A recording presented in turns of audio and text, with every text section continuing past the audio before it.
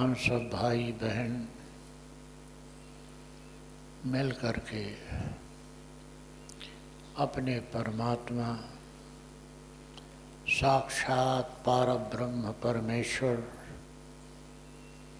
यहाँ विराजे हुए श्री गुरु महाराज को सादर सप्रेम नमन करें, प्रणाम करें,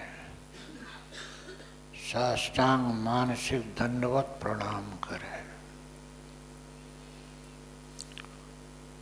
आज हम सब लोगों के सौभाग्य का दिन है।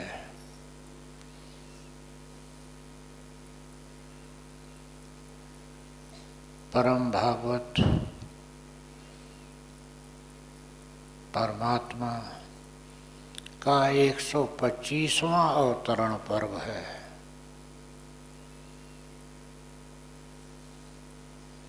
और इस अवतरण पर्व पर आप सबको और पूरे समाज को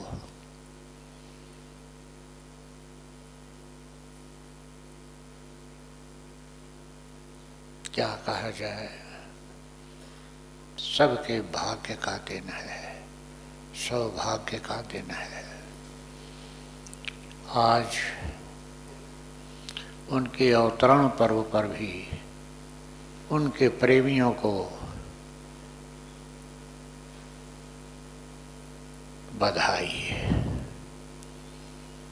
फिर आज 1 जनवरी 1925 का ये दिन है, नए वर्ष का दिन है।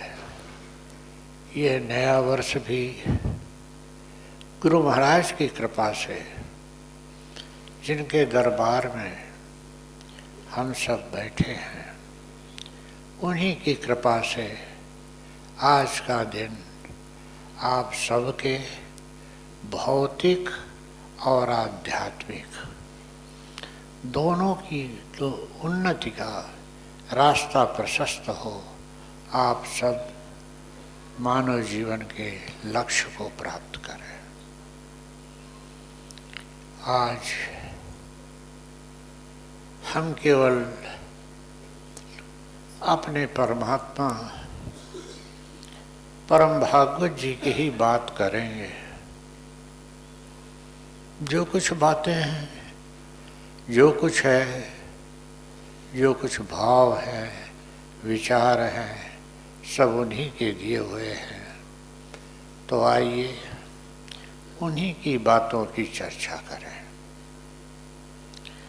उन्होंने सबसे बड़ी महत्वपूर्ण एक बात यह बताई थी कि हर साधक को, हर शिष्य को, हर सत्संगी को एक बात अपने हृदय में बहुत मजबूती के साथ यह गांठ बांध लेनी चाहिए कि हमारे गुरु महाराज का, जिन्हें भी आप अपना गुरु मानते हो, हमारे गुरु महाराज का अवतरण एकमात्र मेरे लिए हुआ है। बात बहुत छोटी सी है। समाज उससे लाभ उठाए, दुनिया उनसे लाभ उठाए, बहुत अच्छी बात है। परंतु हर साधक को पहली बात यह अपने हृदय में गांठ बांध लेनी है कि मेरे गुरु महाराज का अवतरण मेरे कल्याण के लिए हुआ है। बात छोटी सी है, परंतु जब इस बात को आप याद रखेंगे तो आध्यात्म के इस रास्ते पर आने जाने वाली अनेक विघ्न बाधाओं से केवल एक यह वाक्य आपको मुक्त करता रहेगा, आपके रास्ते से हटाता रहेगा। जिस समय भी यह बात याद आ जाएगी कि अरे अखिल ब्रह्मांड नायक परमात्मा एकमात्र मेरे कल्याण के लिए इस संसार में मनुष्य शरीर धारण करके आया, और मैं क्या कर रहा हूँ, मैं क्या सोच रहा हूँ, मैं क्या विचार कर रहा हूँ।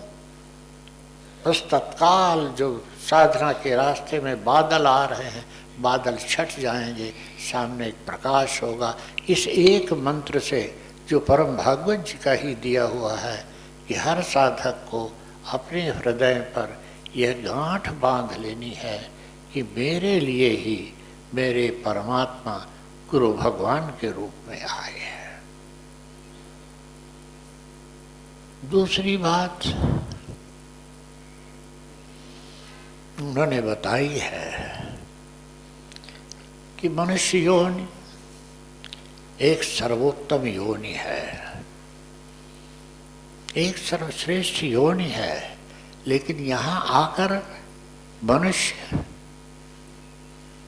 माया के प्रवाह में, माया के बंधन में, माया के अंधकार में ऐसा फंस जाता है कि वह सर्वश्रेष्ठ आत्मा होते हुए भी, सर्वश्रेष्ठ मनुष्य शरीर धारण किए हुए भी कहीं काम के चक्कर में पड़ता है, कहीं क्रोध के चक्कर में पड़ता है, कहीं लोभ के चक्कर में पड़ता है, कहीं मोह के चक्कर में पड़ता है।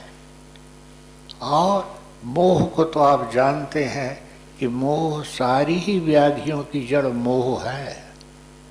और मोह केवल एक तरह का नहीं होता, मोह के अनेक रूप होते हैं। और इस मोह के चक्कर में फिर वो इतना पतित हो जाता है, इतना पतित हो जाता है कि सबसे निकृष्ट आत्मा बन जाता है। जो सर्वश्रेष्ठ योनि मानव शरीर थी, उसमें आप जानते हैं हमारे समाज में ऐसे ऐसे लोग हैं। और फिर वही मनुष्य शरीरधारी अगर किसी सद्गुरु के संरक्षण में पहुंच गया, किसी अच्छे सत्संग में पहुंच गया, तो फिर उसको सबसे पहले विवेक प्राप्त होता है। इस संसार में आकर गृहस्थ जीवन में रह करके मुझे क्या करना है, क्या नहीं करना है, इसका ज्ञान विवेक कराता है। जैसा कि अभी भजन में हम सुन रहे थे, देवें ज्ञान भक्ति पुनि देवें, भजन सुन रहे थे अभी। ये उसी सद्गुरु ही देता है, बिना किसी मौखिक उपदेश के। ये उपदेश आत्मा से आत्मा को प्राप्त होता है। तो जब सद्गुरु के संरक्षण में साधक की जीवन यात्रा चलती है तो उसका जीवन पवित्र हो जाता है, उसका जीवन महान हो जाता है। और गुरु के बताए हुए रास्ते पर अगर वो चलता गया, उनके उपदेशों को केवल याद करने से काम नहीं चलेगा। उन्होंने जो बताया है, जो अध्यात्म का रास्ता उन्होंने दिखाया है, उस अध्यात्म के रास्ते को अपने व्यवहार में उतारना है। और उस व्यवहार में उतारने का एक बड़ा सरल सा, जैसा पहले हमारी बहन कहें या बेटी कहें एक ही बात है। भजन कहा था कि मेरा मन तो मदमाते माँ मीरा का भजन था, ये तो मदमाते हाथी की तरह है। लेकिन जब यही मदमाता हाथी माँ मीरा का भजन है, जब गुरु के संरक्षण में आ जाता है, तो फिर यही उपनिषद का एक मंत्र है, मन एव मनुष्याणाम कारणम बंध मोक्षयो।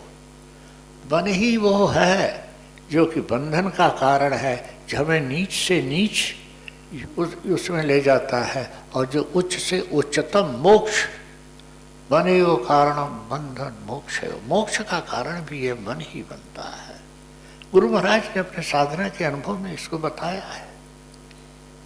आवश्यकता है बस गुरु के संरक्षण में रहने की। अब हम सब भाई बहन इस सत्संग में आने के पहले या जितना भी जीवन जीत चुके हैं, इस जीवन में या इस जीवन के पहले वाले जीवनों में, एक परम भागवत द्वारा कहा हुआ प्रसंग याद आ रहा है, जो उन्होंने भिलाई के सत्संग में ही बहुत पहले कहा था। जो पुराने भाई हैं पुराने भाई उस समय 10-15 ही थे इस सत्संग में, ज़्यादा नहीं थे, हम लोग 10-15 आदमी ही थे। तो उन्होंने एक प्रसंग सुनाया था कि जैसे आज भी यहाँ कोई नए भाई शायद आ गए हों। एक व्यक्ति आया, हमारे जो संत आए थे उनका प्रवचन सुना, सत्संग किया। यहाँ कहा जाता है कि यही सत्संग आए, यही साधना आप करते रहिए, गुरु महाराज कृपा करेंगे। तो वो साधना करता रहा, कुछ समय बीत गया, तब फिर वो अपने उन संत जिन्हें वो अपना गुरु मान चुका था उनके पास आया, प्रणाम किया और थोड़ा दूर पर बैठ गया, गर्दन झुका करके बैठा रहा। वो संत बैठे रहे। थोड़ी देर बाद उन्होंने पूछा, कुछ कहना चाहते हो? उसने कहा, हाँ कहो। उसने कहा, मैं बड़ा पापी हूँ, मैंने बहुत पाप किए हैं, इस जीवन में मैंने अगणित अपराध किए हैं, मेरा जीवन अभी तक का पाप ही पाप में गया है।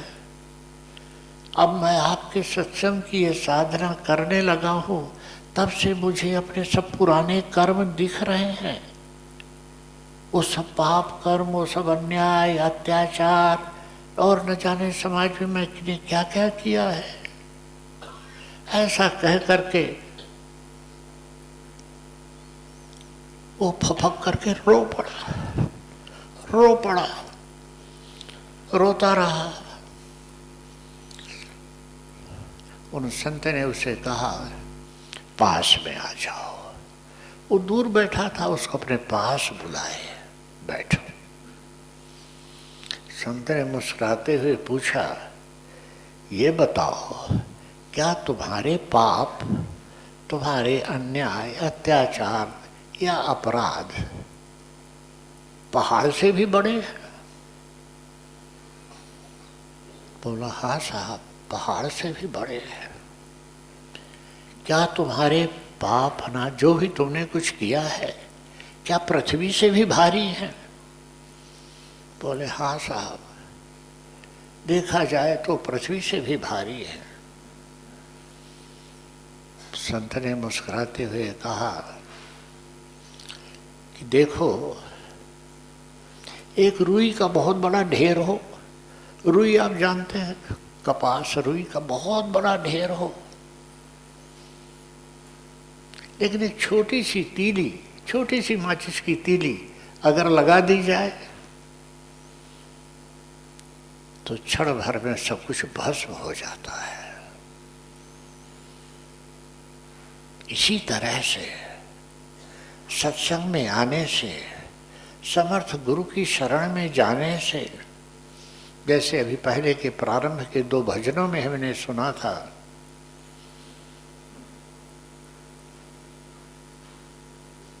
संतों के भजन थे, संतों के वाक्य थे। बोले, वो रुई का ढेर क्षण भर में भस्म हो जाता है, तुम पापों की चिंता मत करो, सत्संग किए जाओ, साधना जो यहाँ बताई गई है किए जाओ। वो प्रणाम करके चला आया। फिर कुछ दिन बाद, यहाँ जब हम दिन बाद कहते हैं ना, तो वो महीना 2 महीना, साल 2 साल या 10-20 वर्ष भी हो सकता है, कुछ समय बाद हो सकता है। सबके संस्कार अलग हैं, अलग अलग हैं हम लोगों के। हो सकता है उसके संस्कार फिर जगे हों। कुछ समय बाद फिर वो उन संत के पास पहुंचा और बोला, प्रणाम करके फिर वही बात। उसने कहा, महाराज जी, आपकी कृपा से मैं तो साधना करता रहता हूँ, अब मेरे से एक भी बुरा कर्म, अन्याय अत्याचार पाप या कुछ भी अब नहीं होता है, लेकिन मेरे मन में वो विचार आते हैं, और वो विचार मेरे को बहुत अशांत कर देते हैं, मैं बहुत रोता हूँ।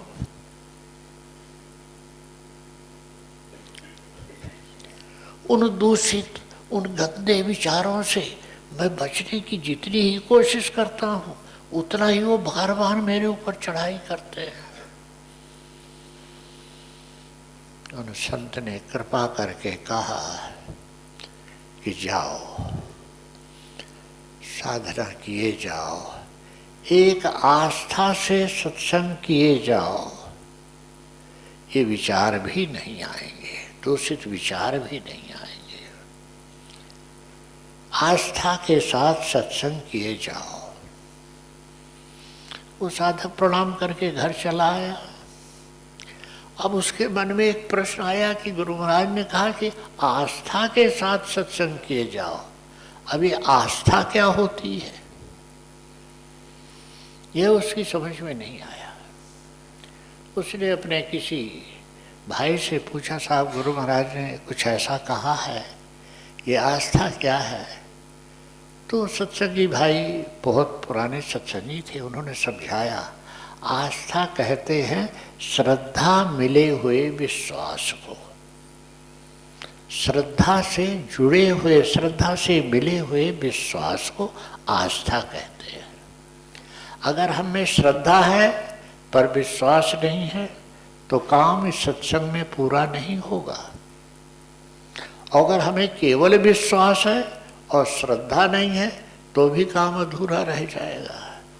व्यापारियों में बड़ा विश्वास होता है, यहाँ पर बड़े बड़े सेठ भी बैठे हैं, विश्वास के बहाने वो न जाने कितने रुपए लेन देन कर लेते हैं, पर श्रद्धा नहीं रहती। साधक में श्रद्धा के साथ विश्वास रहना चाहिए, उसको आस्था कहते हैं।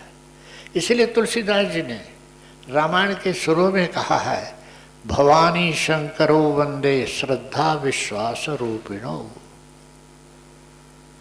माँ जगत जननी पार्वती, माँ जगदम्बा, वह माँ अन्नपूर्णा श्रद्धा है।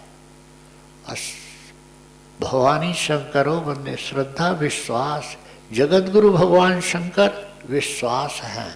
माँ पार्वती, माँ भवानी और भगवान शंकर के मिले हुए स्वरूप को, की मिली हुई शक्ति को आस्था कहते हैं।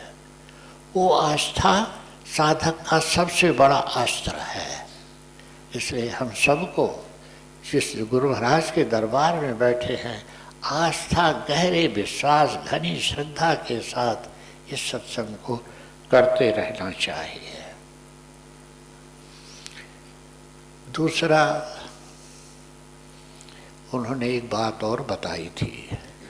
हम सब संसारी लोग हैं, गृहस्थ लोग हैं, तो उन्होंने श्वेताश्वतरो उपनिषद का एक बड़ा अच्छा मंत्र बताते हुए, उपनिषद का एक मंत्र है श्वेताश्वतरो उपनिषद का, उन्होंने बताया था हमारे मनुष्य जीवन का लक्ष्य क्या है। आप सब सोचिए, आप सब जानते हैं, धर्म अर्थ काम मोक्ष, चार चीजों की प्राप्ति ही हमारे मनुष्य जीवन का लक्ष्य है। धर्म, अर्थ, काम और मोक्ष। उपनिषद का जो मंत्र है वो कहता है सांसारिक विद्याओं की को प्राप्त करके धर्म की पूर्ति करिए, अर्थ की पूर्ति करिए और अपनी कामनाओं की, गृहस्थ जीवन की पूर्ति करिए। सांसारिक विद्याएं क्या है? इंजीनियरिंग पढ़ना, डॉक्टरी पढ़ना, नौकरी करना, बिजनेस करना, फैक्ट्री चलाना, किसी की नौकरी करना, खेती बाड़ी करना, ये सब सांसारिक विद्याएं हैं। इसी को उपनिषदों की भाषा में अपरा विद्या कह दिया गया है। तो अपरा विद्या के साथ हमारे तीन लक्ष्य पूरे हो जाते हैं। धर्म पूर्वक अर्थ, अर्थ के साथ कमाए, उससे अपना भौतिक जीवन सुख में बनाए। और दूसरी जो विद्या है, जिसको किस उपनिषदों, जिसको हम यहाँ अध्यात्म विद्या कह देते हैं, उपनिषदों की भाषा में उसको पराविद्या कहते हैं। पराविद्या प्राप्त करके वो मोक्ष की प्राप्ति करें। यह सत्संग जिसमें हम और आप बैठे हैं, यह पराविद्या का ही विश्वविद्यालय है।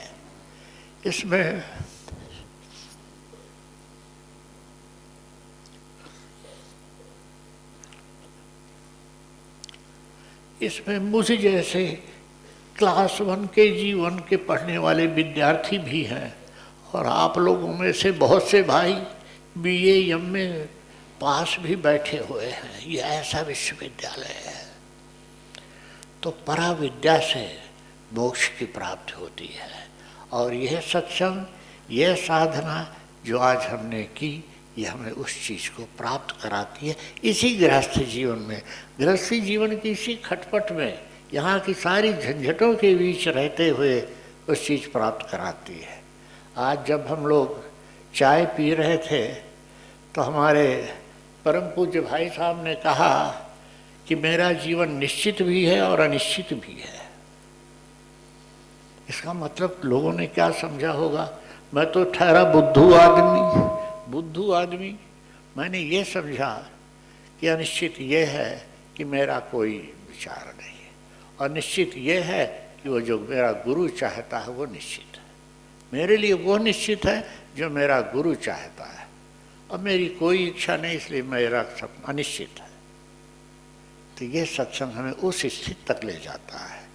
और अंतिम बात, यहाँ का जो साधक है, जो सत्संगी है, आँख मूंद कर अपने रास्ते पर चलता रहता है।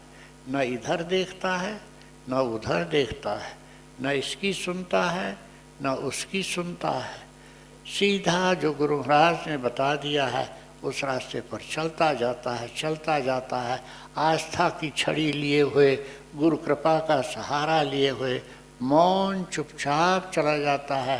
न किसी से बहस करता है, न तर्क करता है, अपने रास्ते पर चला जाता है और जीवन का अंतिम ध्येय पा लेता है, जीवन का लक्ष्य मिल जाता है। ऐसी है ये साधना। श्री गुरु महाराज से विनती है कि हम सब पर कृपा करें, सब पर दया करें, सबका कल्याण करें।